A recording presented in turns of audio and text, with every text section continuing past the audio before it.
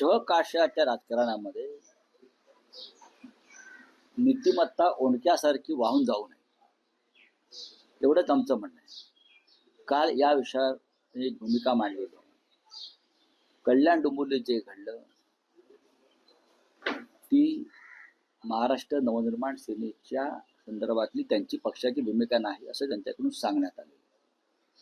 स्वतः महाराष्ट्र नवनिर्माण सेनेचे प्रमुख राज ठाकरे यांना सुद्धा ती भूमिका मान्य नाही, ती पक्षाची भूमिका नाही, हे त्यांच्याशी चर्चा झाल्यावरती आमच्या लक्षात आलेलं आहे.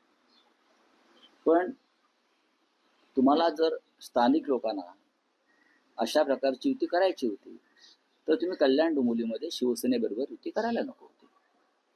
आमची एक भूमिका आहे आणि कठोर आणि कडवट आहे.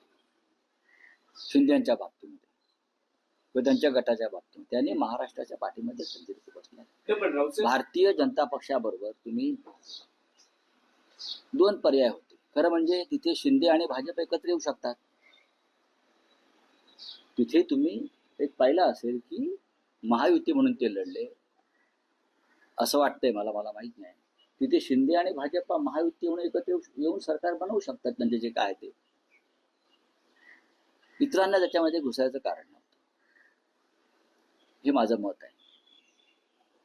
अर्थात त्यांनी तो निर्णय घेतलेला आहे.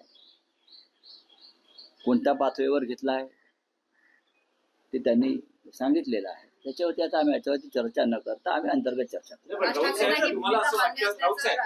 सांगितलं राज ठाकरेंना ही भूमिका मान्य असल्याचं त्यांनी सांगितलं, त्यांना सांगूनच हे सगळं झालं. राज ठाकरेंनी त्यांच्या निर्णयाचा फेरविचार करावा आणि आघाडी किंवा त्या गटात सहभागी होण्याचा जो निर्णय आहे तो मागे घ्यावा असं आवाहन तुम्ही करता का? नाही.